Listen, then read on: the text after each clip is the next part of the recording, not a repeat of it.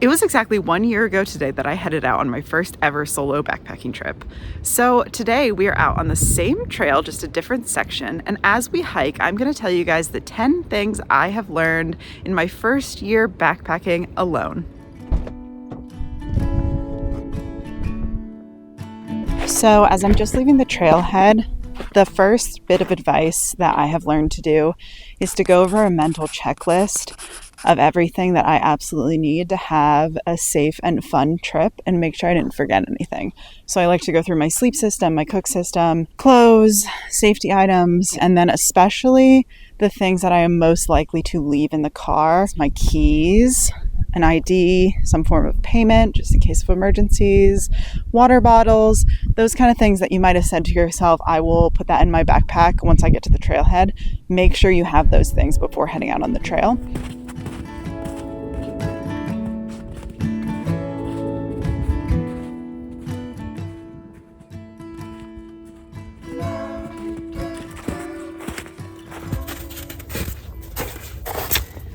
So this next thing I learned is more of a do as I say and not as I do, because it has taken me this entire year to learn this lesson, and that is do not resist the trekking pole.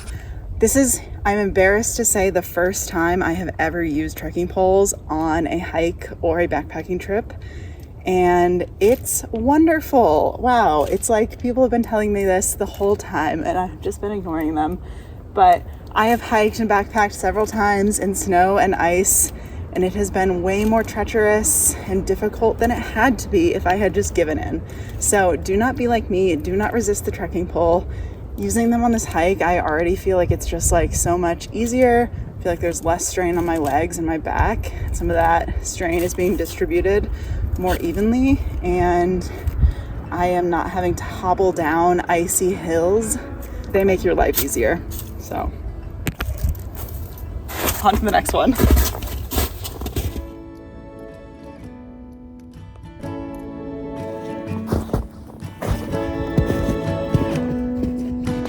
Seriously, I would have saved myself so many little slips and falls if I had just given in a little sooner.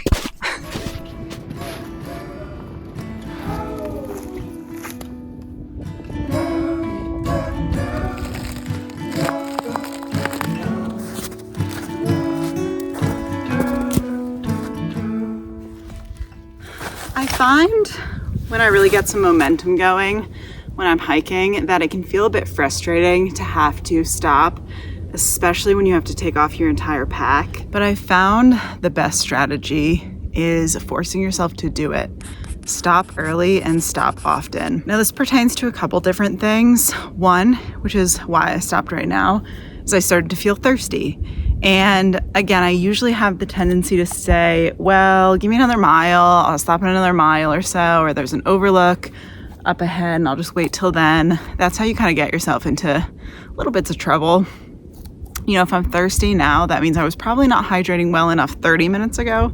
So you don't want to keep putting it off and off and off. I feel like this is also really relevant with those little aches and pains that start to come up while you're hiking. Say like a little backache, something is upsetting you with your pack. It's better to just stop and nip it in the bud right away, because those little aches and pains turn into big problems if you let them persist. So, I'm currently dealing with the perfect example of this. I went cross-country skiing about a week ago, and I started noticing a hot spot developing in my heel area, and I didn't have anything with me, so it was either go back to the car or just keep on going. And I kept on going, and it turned into a full-blown blister that now I have been nursing for about a week. You want to stop the second you notice a hot spot developing, because it's something that's such a quick fix with a little bit of Leukotape, a Band-Aid, whatever you use, but it could turn into a big problem if you don't stop and fix it. And on that note, when I am planning for a trip, I have learned to just factor in that extra time, like an extra hour and a half, 2 hours, depending on how long the hike is, if you have the flexibility. Now, if you don't, you're gonna have to work around that. But again, stop early and stop often. I know it's a pain and it can be so tempting just to power through. Don't do it. do your research. I cannot stress this one enough. Now, I am a planner at heart, so I think this came pretty naturally to me, but I'm also a relatively spontaneous person. I have a lot of flexibility in my life right now, so sometimes when I head off to a backpacking trip, it's with 2 days notice when I maybe note that the weather is going to be nice or whatever it is.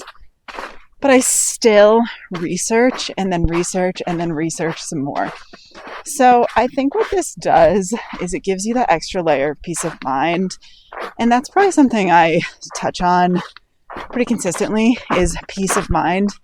Because I think when you're doing something like solo backpacking that can be pretty anxiety inducing, you want to set yourself up to have as much peace of mind as possible. So when the anxieties start to sink in, they're not alone.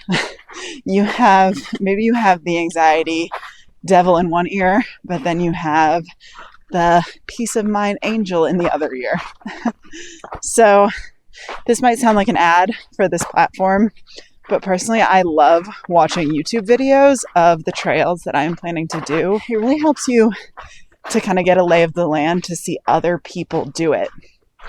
And that's why I started making YouTube videos, is I was using them as a resource. The other thing I wanted to talk about that I think is a underutilized resource is Facebook groups. I think using Facebook as a tool like that sounds a little outdated right now in 2025, but I have found there are still some extremely active Facebook groups for the specific trails that I've been interested in, where people are so excited and willing to give you advice. And there are people in those groups who are experts on the specific areas, even if it's just because they live in the area and they're on the trails all the time. So don't sleep on Facebook groups. It can be really great if you have a specific question or if you're confused about something. I feel so much more at peace when I'm heading out on a backpacking trip, knowing I know everything there is to know about the trail, the shelters, the camping, everything that's going to happen, everywhere I'm going to be. I just know all of the information I feel like I could possibly know. So I can head out onto the trail worry-free with confidence. This is kind of a bonus tip or warning, but you have to be extremely careful in rocky areas and around overlooks in the winter, because the snow can cover up crevices and holes and stuff that you can step in and break an ankle or worse. Just about every backpacking advice video has to include a take on the cliche, don't pack your fears. Meaning don't bring unnecessary things for the just in case. Like, for example, bringing an extra lighter in case the first one fails, or bringing one more layer than you think you need to in case you get cold. So here's my take. I don't know. I definitely am packing my fears when I bring bear spray in the winter in places with few or no bears. Spoiler alert, the bear spray is not for bears. And I wonder if I'm being unreasonable packing for the fear of what the bear spray really is for. But here's what I've learned. When you start out, pack your fears. So, over time, you carry less and less of the fears themselves. I'd rather you have a heavier pack and a lighter mind than a lighter pack but the weight of constant anxiety and fear about what could go wrong. In time, I've started to learn what fears I can leave at home. But start out with everything you need to feel safe and prepared. If you take one thing from this video, let it be this. It's okay to feel scared. Don't wait until you're not scared to do what you want to do. And if packing an extra 10 pounds is what gives you the mental freedom to get out here, then don't let anyone tell you it's the wrong way to do it. So normally I would be pretty anxious walking up to one of these shelter areas because of the unknown of there could be people here that I didn't anticipate, but I feel very at peace this time because there are no human footprints coming out this way. Just a whole lot of deer. So I think it's just going to be me and the deer out here tonight. And the mice.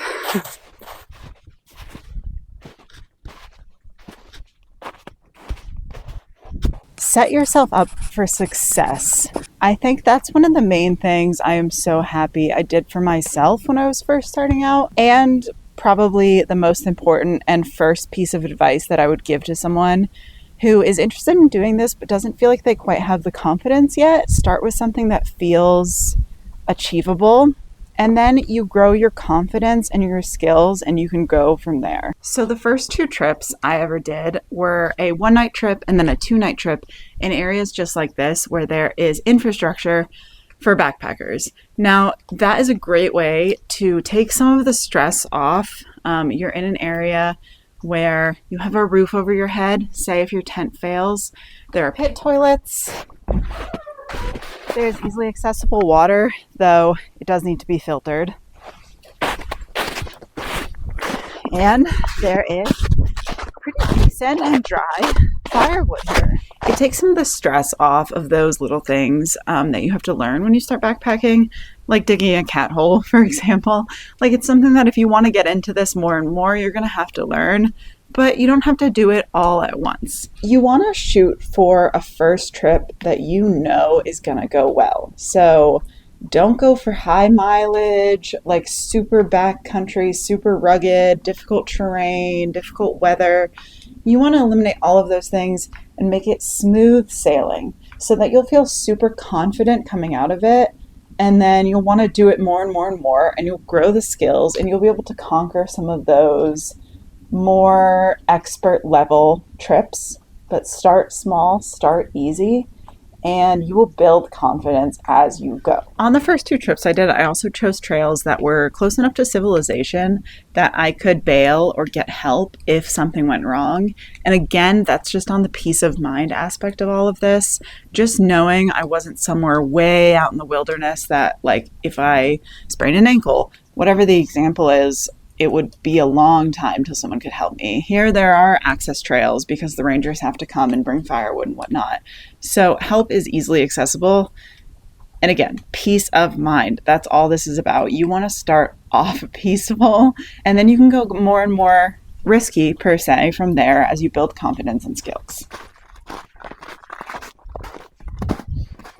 So the sun is starting to set a wee bit. So I'm going to put on some warmer clothes and set up some lights in the shelter so I can see better. And then we're going to make dinner before we even set up a tent because I am starving.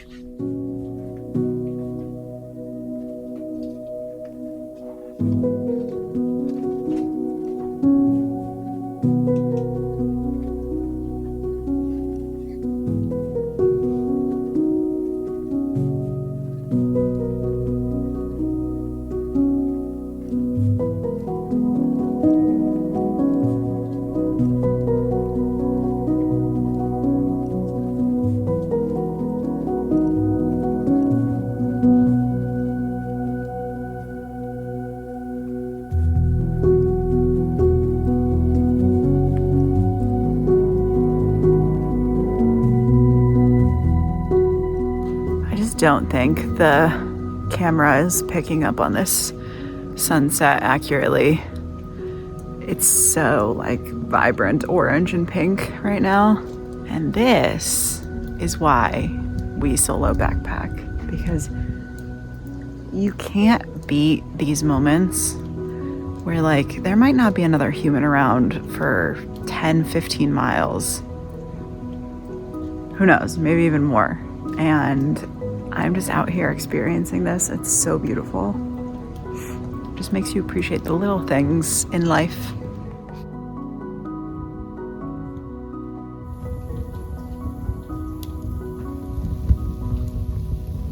Over the past year, one of the things that backpacking has taught me that extends far beyond backpacking is a love and appreciation for the winter time. My first backpacking trip exactly a year ago was in January, so it was in the winter. But I waited for an unseasonably warm night because I was so afraid of the cold. And I want to say this, the cold is something to be respected. It is dangerous. You have to know your limits. You have to know the limits of your gear and what is safe for you to do and not do. That being said, backpacking in the winter has given me such a newfound appreciation for this season. I used to feel like the winter was like waiting in a long line for like a roller coaster, like something just to tolerate until the real fun begins. But I have learned not to wait until summer to like live your life and enjoy your life. There's nothing like a quiet winter morning out in the woods.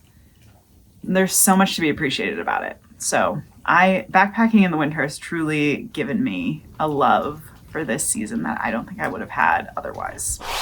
So I kind of have contradictory advice for you on this one.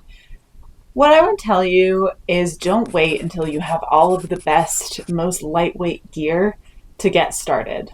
Use what you have and buy what you can afford. But on the other hand, what I've learned is that you will save money in the long run by doing your research and really investing in high quality gear that fits your needs rather than trying to cut corners. When I first started out, I didn't have the budget to buy a bunch of fancy ultralight stuff. So like I was using an old Walmart backpacking tent, a pretty big and bulky synthetic sleeping bag up until just about a month ago. I've upgraded my backpack. I've upgraded a ton of things just in this year. And what I wish I had had the ability to do is to invest in higher quality things rather than like buying some cheap thing and then later down the line realizing, oh, the cheap thing doesn't work. I need a better thing. So it's kind of contradictory because I'd say don't wait to get started until you have all of the nice, fancy, lightweight stuff. But it is better to have the high quality stuff that really works rather than buying a bunch of junk that is not going to work for you in the long run. So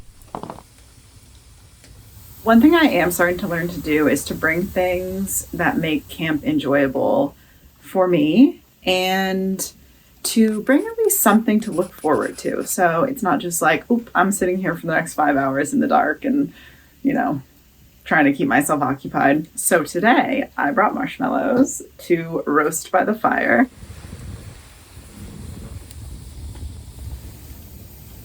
Now let me know in the comments how you like your marshmallows. I like mine perfectly gooey, but not burnt. It cannot catch on fire. Ruins the marshmallow, in my humble opinion. Oh yeah, that's it. Oh shoot.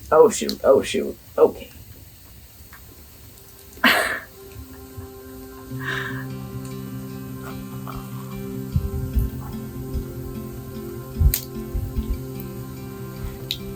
Perfect.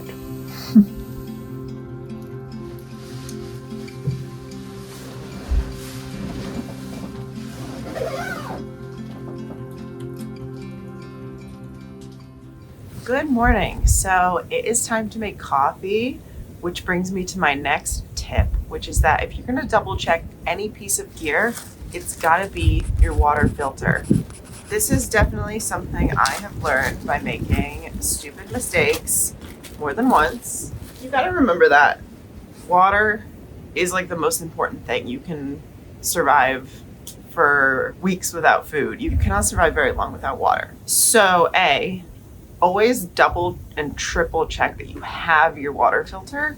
On my last trip, I realized when I'd gotten to camp and went to filter stream water that I had just left it at home. I had back flushed it and then I had left it somewhere away from my gear, telling myself I was going to remember. I did not remember. So triple check that you have your water filter. And then the other important thing to note about these guys is they can never freeze. Once they're used and potentially wet on the inside, they cannot freeze or else they become essentially useless. So if it is going to get below freezing when you're hiking or at camp, you want to keep it close to your body.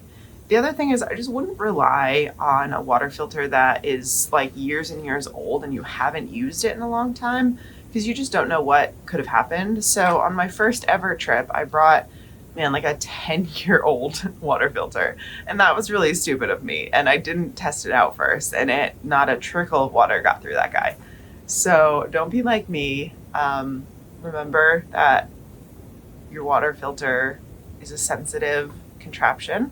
One more thing I will say about this is trust it. Like, that's kind of a through line here, but it can feel kind of scary to drink water out of a stream, even if it had gone through a filter for the first time. But I mean, this is an amazing piece of technology and you are safe. The water is perfectly safe to drink if you filter it through one of these properly. So don't forget it. Don't let it freeze. Take care of it.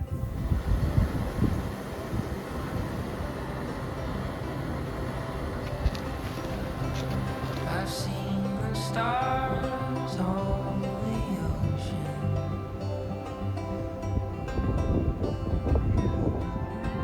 Fields of grass beneath. Making like a breakfast scramble this morning with corn tortillas to make little like breakfast tacos.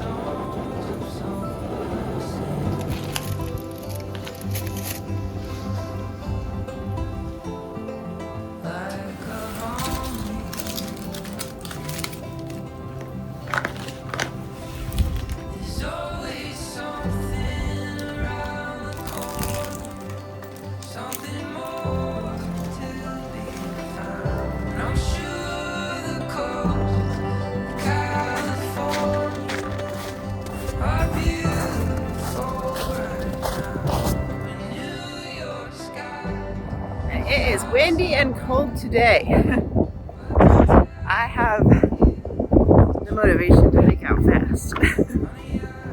Beautiful though. Okay guys, we are done. So the last thing I would tell you guys I have learned in this past year backpacking is to always pack yourself a bag of warm, dry, comfy clothes. It's just like a little treat you can give yourself to feel a little bit more human at the end of a long hike. And bonus points if you bring deodorant so you don't feel disgusting going in to get whatever your post backpacking trip drug of choice is, which for me is always going to be an iced latte even in winter. And that's the video. Thank you guys so much for watching this video and for watching my adventures over the past year. I have some exciting stuff coming up, so stay tuned and I'll see you next time. Until then, you know the drill. Leave a comment down below. I'd always love to hear from you. Like this video and subscribe to my channel to see all the fun stuff that's to come.